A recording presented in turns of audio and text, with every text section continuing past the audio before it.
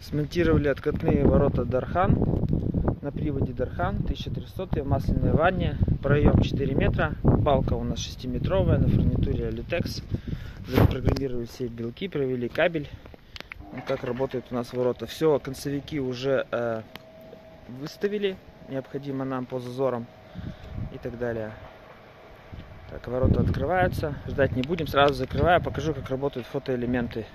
Все, человек проходит, ворота автоматически срабатывают и откатываются в начальное положение. Работает также сигнальная лампа.